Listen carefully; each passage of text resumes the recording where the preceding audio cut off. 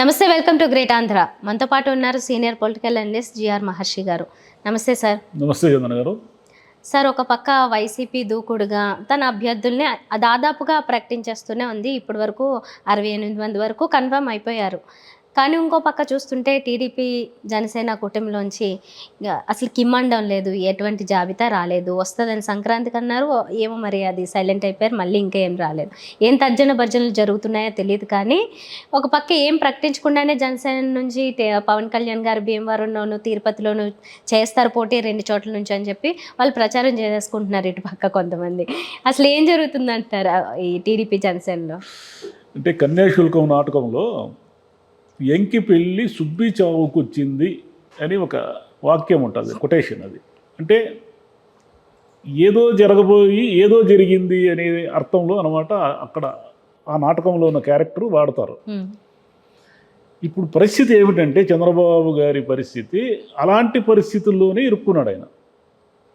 ఎందుకంటారా, 175 నియోజకవర్గాల్లో వైసీపీ వాళ్ళు ఇప్పటికే 68 ప్రకటించేశారు. సరే, దాంట్లో ఎంతమందికి సిట్టింగులకు టికెట్లు ఇచ్చారు, ఎంతమందికి మార్చారు, ఎంతమందిని అటు ఇటు షఫుల్ చేశారు, ఇవన్నీ సెకండరీ. అయితే అభ్యర్థులు అయితే ఖరారైపోయినట్టే కదా. అంటే వాళ్ళు ఎవరినైతే ప్రకటించారో వాళ్ళకి ఒక 2-3 నెలల టైం ఉంది. ఎందుకు టైం ఉంది అంటే ఈ అసమ్మతులు, ఈ బుజ్జగింపులు, ఈ గోలలు ఇవన్నీ సెటిల్ అయి వాళ్ళు మేమే అభ్యర్థిని అని జనంలోకి వెళ్ళడానికి కావలసినంత స్పేస్ అండ్ టైం ఉంది. తెలుగుదేశంలో ఏం జరుగుతూ ఉందంటే విపరీతమైన కన్ఫ్యూజన్ జరుగుతూ ఉంది. ఎందుకు కన్ఫ్యూజన్ అంటే ఇంత మునుపు ఎన్నడూ లేనటువంటి ఒక విచిత్రమైన సిచ్యువేషన్లో చంద్రబాబు గారు ఇరుక్కున్నారు. చంద్రబాబు గారు నో డౌట్ అప్రమేధావి. ఆయన ఇలాంటివి ఎన్నో ఎన్నికలు చూశారు. ఇలాంటి పొత్తులు ఇవన్నీ కూడా ఆయన మైండ్లో స్పీడ్గా ఆయన క్యాల్కులేషన్స్తో చేసేస్తారు. ఇక్కడ ఏమొచ్చిందంటే సమస్య, ఇంతకు మునుపు పొత్తులన్నీ కూడా చంద్రబాబు గారు డిక్టేట్ చేస్తే, చంద్రబాబు గారు డిసైడ్ చేస్తే ఈయన ఇచ్చిన సీట్లను ఊరికే కాసేపు అలక వహించిన వాళ్ళు పుచ్చుకునేవాళ్ళు. ఎవరు? ఇటు వామపక్షాలైనా, ఈయన పొత్తులు పెట్టుకున్న వాళ్ళే కదా, ఇటు వామపక్షాలైనా లేదా అటు బీజేపీ వాళ్ళైనా. ఒకసారి ఆయన కేసీఆర్ గారితో పొత్తు పెట్టుకున్నారు. ఆ తర్వాత మొన్నటి ఎన్నికల్లో ఆంధ్రప్రదేశ్ డివైడ్ అయిన తర్వాత కాంగ్రెస్తో పొత్తు పెట్టుకున్నారు. వాటిని వదిలేయండి. ఇప్పుడు ఏమిటంటే ఆయన పరిస్థితి, ఆయన జైల్లో ఉన్నప్పుడు పవన్ కళ్యాణ్ ఏం చేశారంటే, మళ్ళీ కన్యాశుల్కంలో ఇంకో డైలాగ్ కూడా ఉంది, తాంబూలాలు ఇచ్చేశాను తన్నుకు చావండి అని. పవన్ కళ్యాణ్ గారు వీళ్ళతో ఏమీ పని లేకుండా ఆయన ఏమని ప్రకటించారంటే, అయ్యా మేము ఇక మీదట జనసేన టీడీపీ కలిసి పనిచేసి జగన్ అంతు తేలుస్తాము అని ప్రకటించేశాడు. దాంట్లో చంద్రబాబు అవుననడానికి కాదనడానికి వీలు లేని పరిస్థితి. ఎందుకంటే ఆయన జైల్లో ఉన్నాడు, లోకేష్ ఏం మాట్లాడలేదు. ఇప్పుడు వాళ్ళ అలయన్స్ ఫిక్స్ అయిపోయింది. అలయన్స్ నుంచి ఇటు చంద్రబాబు కానీ అటు పవన్ కళ్యాణ్ కానీ బయటకు వచ్చే అవకాశం అయితే లేదు. కాబట్టి ఈ అలయన్స్లో ఉన్నటువంటి ఇబ్బంది ఏమిటంటే, ఇటు చంద్రబాబుకైనా ఇటు పవన్ కళ్యాణ్కైనా 175 నియోజకవర్గంలో టీడీపీ బలంగా ఉంది, టీడీపీ నాయకులు ఉన్నారు, టీడీపీకి ఒక నెట్వర్క్ ఉంది, ఎన్నికలకు వెళ్ళే ఒక వ్యూహం ఉంది, నెట్వర్క్ ఉంది. ఈ 175లో జనసేనకు ఎన్ని త్యాగం చేయాలి, ఎన్నిటిని వదిలేయాలి, అదొక క్వశ్చన్ మార్క్. అక్కడ ఉన్న ఆల్రెడీ టీడీపీ ఉదాహరణకి మీరు చెప్పినట్టుగానే, మీరు అడిగినట్టుగానే తిరుపతి సీటు తీసుకున్నాం. తిరుపతిలో పవన్ కళ్యాణ్ పోటీ చేస్తారు అనుకుందాం. నో డౌట్ ఆయన కొంత అక్కడ కాపుల సంఖ్య ఎక్కువ, కాపు ఓటర్లు ఎక్కువ కాబట్టి కొంత అది ప్లస్ అయ్యే అవకాశం ఉంది. అయితే తిరుపతిలో ఉన్న ఇబ్బంది ఏమిటంటే, ఇదే ఈక్వేషన్తో ప్రజారాజ్యం తరఫున చిరంజీవి గారు పోటీ చేశారు. చిరంజీవి గారు పోటీ చేసి అంత వేవ్లోనూ కూడా ఆయన ఏం పెద్ద విపరీతమైన మెజారిటీతో ఏం గెలవలే, గట్టిగా 18,000తో ఏమి గెలిచారు. అప్పుడు గెలిచిన తర్వాత తిరుపతిలో ఆయన ఎప్పుడూ అందుబాటులో లేకుండా పోయారు. ఎందుకు లేకుండా పోయారంటే, ఆయన సరే ముఖ్య నాయకులు ఎవరైనా సరే వాళ్ళ నియోజకవర్గాల మీద ఎక్కువ ఫోకస్ చేయలేరు. అదే ఇబ్బంది చిరంజీవి గారికి కూడా వచ్చింది. చిరంజీవి గారు ఎప్పుడూ అడపాదడపా ఒక చుట్టపు చూపుగా తిరుపతికి వచ్చిపోవడమే తప్ప, తిరుపతిలో ఎమ్మెల్యే అవసరం కానీ ఎమ్మెల్యే దగ్గరికి పోయి ఏదైనా పని చేయించుకోవాలంటే ఎమ్మెల్యే ఉండడు, ఎమ్మెల్యే కనపడడు. ఇది తిరుపతి ప్రజలకు కొంత అసహనంగా ఉండింది ఆ రోజుల్లో. తర్వాత ఆయన రిజైన్ చేశారు, ఉప ఎన్నికలు వచ్చాయి, మళ్ళీ కరుణాకర్ రెడ్డి గారు గెలిచారు, అది వేరే విషయం. కాబట్టి బయటి ప్రాంతాల వాళ్ళని గెలిపిస్తే వాళ్ళు అందుబాటులో ఉండరు, మనకు వేస్ట్ అనే ఒక మూడు ఉంది తిరుపతి ప్రజల్లో. అది చిరంజీవి గారు అప్పుడు ఎన్నికై అందుబాటులో లేకుండా పోవడంతో. ఇప్పుడు పవన్ కళ్యాణ్ అనుకుందాం, పవన్ కళ్యాణ్ అభ్యర్థి అనుకుంటే గత ఎన్నికల్లో పోటీ చేసి గెలిచి ఈ 5 సంవత్సరాలు పార్టీని భుజాన వేసుకుని తిరుగుతున్నటువంటి సుగుణమ్మ గారు ఉన్నారు అక్కడ, టీడీపీ అభ్యర్థి. ఆమె పరిస్థితి ఏంటి? 5 ఏళ్ళు అక్కడ టీడీపీ క్యాడర్ని, టీడీపీని ఏదో ఒక యాక్టివిటీతో ఎప్పుడూ యాక్టివ్గా ఉంచుతూ వచ్చిన టీడీపీ నాయకురాలు ఆమె. ఆమెని కాదని పవన్ కళ్యాణ్ నిలబడ్డారు అనుకోండి, మరి ఆమె వర్గము వాళ్ళందరూ కూడా సరే మా కాపులే, ఎవరైతేనేమి మా తెలుగుదేశం అలయన్స్లో గెలిపించేద్దాము అని ఓట్ ట్రాన్స్ఫర్ అవుతుందా? ఇన్నాళ్ళు మనం పడిన కష్టమంతా వీళ్లకు దోచిపెట్టాల్సి వస్తుందనే మూడు వస్తుంది. అంటే జనసేనకి అదేం పెద్ద బలం లేదు.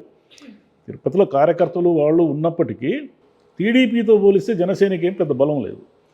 కాబట్టి పవన్ కళ్యాణ్ గారు వచ్చి నిలబడితే సేమ్ మూడ్ క్రియేట్ అవుతుందా?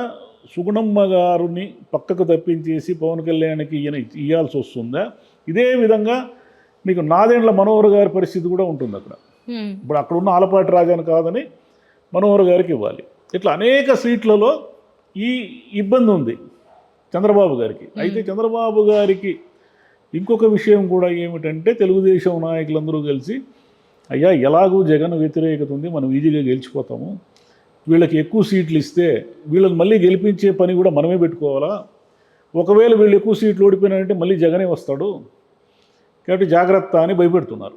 చంద్రబాబు గారికి ఆ ఆందోళన ఒకటి ఉంది. ఆయన ఎన్ని ఊరికే మీటింగుల్లో తిరుగుతూ అయిపోయింది జగన్ పని అయిపోయింది మనం వచ్చేస్తున్నాము అని ఎన్ని చెప్పినా ఆయనకు లోపల భయం ఉంది. జగన్కి సాలిడ్ ఓటర్లు ఉన్నారు, పథకాల లబ్ధిదారులు, వీళ్ళందరూ కూడా జగన్ని కాదనుకొని తనకు వేస్తారా, తనను నమ్ముతారా అనే భయం చంద్రబాబు గారిలో ఉంది.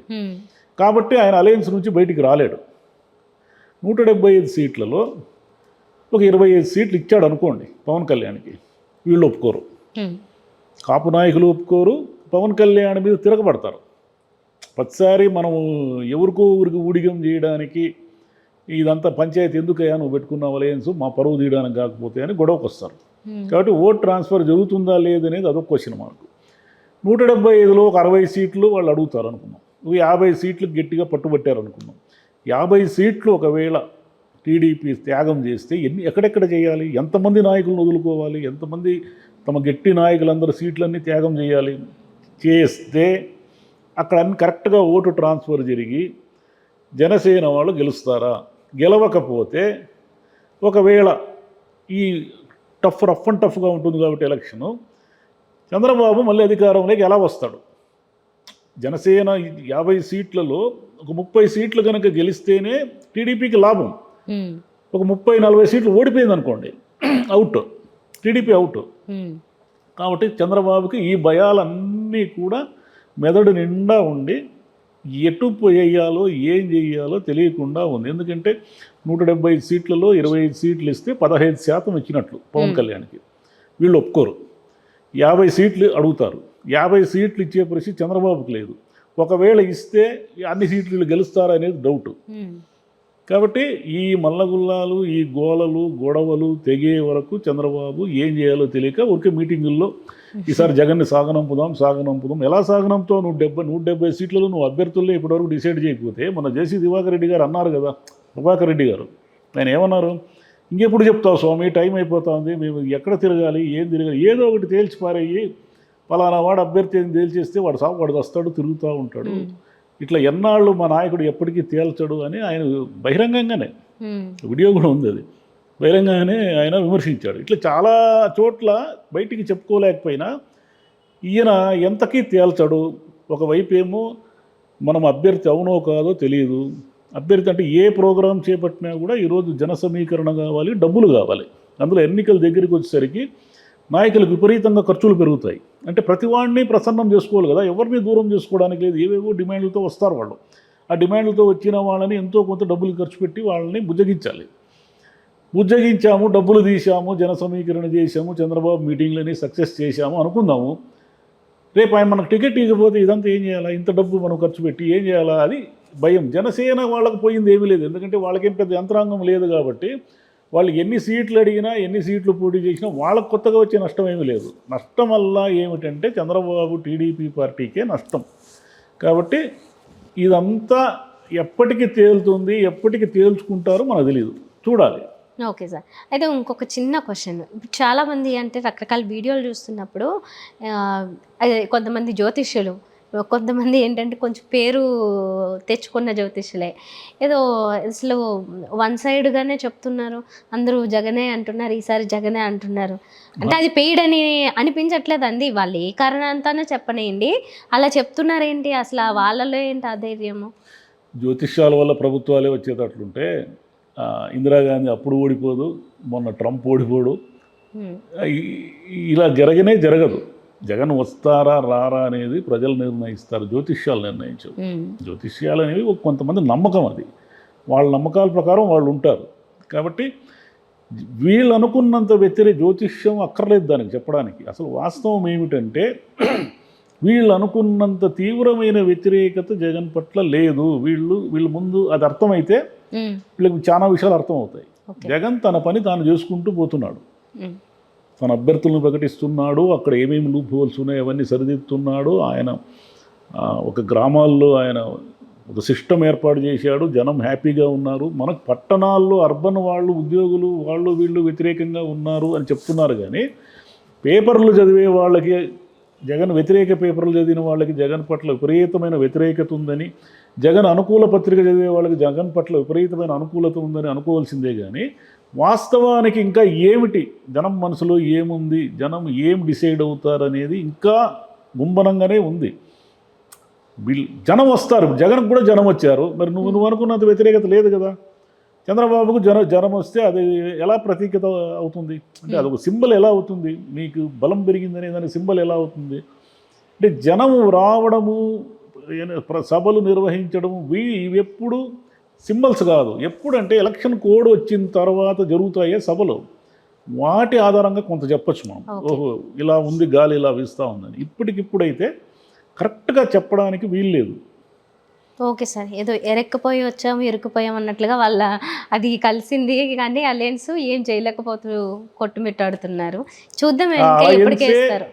చంద్రబాబుకు గుదిబండగా మారుతుంది. చూడండి, కావాలంటే రేపు ఏదైనా జరిగి వాళ్ళు గెలిచినా కూడా పవన్ కళ్యాణ్ అనే అతనికి ఏదో ఉప ముఖ్యమంత్రి ఇవ్వాలి, లేకుంటే ఒక సగం టర్మ్ ముఖ్యమంత్రి ఇవ్వాలి అనే డిమాండ్ ఇక్కడి నుంచి స్టార్ట్ అవుతుంది. ఈ డిమాండ్ స్టార్ట్ అయ్యి ఏం చేస్తుందంటే మేము ఉండము, విత్డ్రా అవుతామనే వరకు పోతారు. నేను చెప్తే ఒకవేళ గవర్నమెంట్ వస్తే.